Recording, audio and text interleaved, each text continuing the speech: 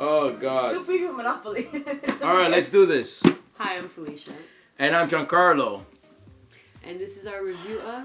Stockpile. Why do you have all these things on you? Why? It's fun. Like, every time we're going to do the same thing. I'm Giancarlo, I'm Felicia, this is our game, blah, blah, blah. No. Like, they want a little bit of entertainment. Oh, you're entertaining enough without the fuzzy animals. Is this This game was fantastic. I'm just gonna say it out there. I'm just gonna ruin the surprise. Really, really, really good game for like a stock market game. It's really fun. It's a stock market game? Yeah, good. Well, it's more about manipulating the stock market, having inside information, bluffing. There's a little bit of bluffing. Yeah, it's really cool. Like, no, Felicia's out. Ice cream. Who the f*** did I take your what? My what? Your Midol. What the hell is Midol? Your period pill. Why, do I need one? And you with like stuffed animal and SpongeBob on your head. SpongeBob SquarePants. This one throwing me giant fuzzy balls. Okay, we're gonna start again. Hello. Are we really? No, we're not. Hi, I'm Giancarlo. I'm This is Felicia. Felicia. This is our Stockpile review. You went the script. This is inside. I quit. I can't. You dropped Mr. Snuggles. Pick him up. You want to do one normal one so I don't have to... We did. Wasn't that normal? I don't know. The I erratic- forgot what you guys did. The erratic one at the end, yeah. We have to do a normal one for the normal people because apparently my brother's like... With this hat, yeah. So everything is normal. So let's do it normal, Felicia. You ready? My brother was like offended in the last one. Hi, I'm Felicia. Hi, and I'm Giancarlo. And this is our review of... Stockpile. Perfect! Welcome to the world of corporate investment, inside trading, and market manipulation. Come out the richest at the end of the game to be the best of the 1%. Each player will take their player board, bidding meeple, and $20,000 worth of currency cards. The turn marker will be placed on the calendar space with the appropriate number of players. This is how many rounds the game will last. Each stock ticker will be placed on their starting value. Shuffle all company and forecast cards and place them as such.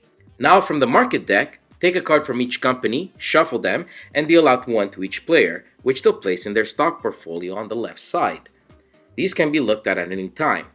The rest of the market cards are shuffled back in the market deck. Give the first player marker to someone. You're now ready to buy, trade, manipulate, and speculate. Each round consists of 6 phases in this order, which is conveniently listed in the back of the rulebook. First, each player receives a company and forecast card. Reveal one of each in their space and have the other pairs face down. So far, the only stock change you know are the public knowledge ones, and the inside trader information ones kept secret from other players. We then move on the second phase, supply. Here you'll flip the top card of the market deck and place on each of the spaces below the calculators as listed by the number of players here. When done, deal 2 cards from the market deck to each player. They must make sure they don't add these cards to their stock portfolio. Starting with the first player and going clockwise, each player will choose to put a card face up and one face down on one or multiple piles. When done, we'll move on to the third phase, demand. Here in player order, they'll bid for a certain stockpile by placing their bidding meeple on a space in the calculator directly above it. If a player gets outbid, they'll take their meeple back and wait until it's their turn to bid again. You obviously can't go on the same space, below it, or go above the 25k space. You also cannot place your meeple on a space that you cannot afford. Your money is public knowledge, so manage it well, or you might lose out on important stockpiles in this phase. When all players get a stockpile, they'll place it in their stock portfolio. Before we move on to the next phase, let's take a look at what exactly are the market cards in the stockpile that players are bidding on. The most common ones you'll find represent a share in one of the 6 companies. These are trading fees, which the winner of the bid pays an additional amount denoted by these. They need to pay these immediately upon receiving the stockpile. Should they not have the money, they must keep it in front of them and pay immediately upon receiving funds. Lastly, a player may receive a stock boom or stock bust. These will be used in the next phase, action. Again, in player order, players will have to play all stock booms or stock busts they received. When they play one, they simply move the stock up 2 for a boom or down 2 for a bust.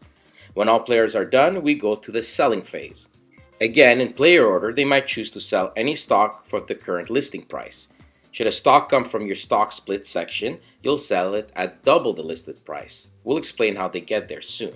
Keep in mind though, your company and forecast cards when doing so, and that at the end of the game, the player with the most stocks in any given company receives a 10k bonus. Split stocks counts as 2, so you might want to hold on to them. When all players have had a chance to sell, we move on to the movement phase. In turn order, players reveal their company and forecast cards and adjust the company's stock value accordingly on the board. You'll do the same for the public stock knowledge, and again by revealing any face-down pairs remaining. If a stock splits by going to the end of the track, players may reveal any amount of the same company's stock and place them in their stock split section. When split, the value on the board goes back to the starting position and continue movement should there be any left. Should a company go bankrupt, all players must discard all the stocks they own in that company to the market discard pile, regardless if it was split or regular stock. Then place the company's stock value in its starting position. Lastly, this symbol means the company pays their regular stock or 4,000 for their split stock, revealed as such. When movement has been done, the round ends. Pass the first player marker to the next player on their left and start a new round. In summary, each round consists of information supplied from players to make stockpile, demand for building, moving stocks up or down with action cards, selling, and finally adjusting stock values. If at the end of the round marker is at the end of the track, we go to final scoring. First, players reveal all their stocks, keeping them in their appropriate pile. With each company starting from top to bottom, each player counts the number of stocks they have there. Remember that split stocks count as 2 stocks. The player with the most gains a 10k bonus. Then all players sell their stock in that company at the value listed. Again, split stock count as double value. Continue doing this for all the remaining company stocks and the player with the most money at the end wins. This game is fun. The mechanics are solid and through them the theme is extremely well captured. You really feel like you're knowing inside information, speculating, and allow a little bluffing like selling one stock knowing it's going up to make others think it's about to tank. So tactics and long-term strategy is definitely there. More importantly, what Stockpile does extremely well is that it managed to make a stock market game that plays in just the right amount of time, without the heavy math that is prone to come with stock market games, which lessen the analysis paralysis complex and makes it really addictive. So it's really accessible to anyone, which is a huge plus. Game offers replay value not only because it's fun, but because it comes with an advanced side and a little expansion where you can choose to play as an investment mogul with different abilities. There are some inevitable luck to the game, however. The many games we played, sometimes the inside information a player had happens to be the same company and forecast as previous rounds, and it really affected the game. But we'll chalk this up as fluke and only gave it a half-point penalty. I think a full-point deduction goes to how the game favors the last person in the round. When selling, he's got the scoop on what might tank as a stock because he managed to get to see all the other players before him sell. Also in the bidding phase, he can get to see where everybody else bid. He can choose to take something for free or outbid a previous player.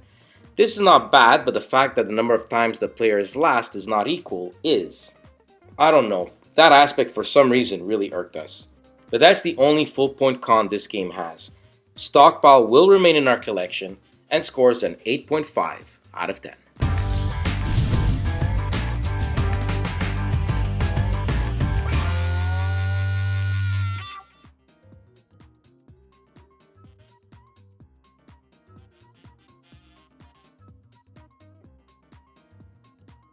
Wow. So I'm single, so whoever wants to send me pictures, I'm accepting photos at this time, mostly topless ones.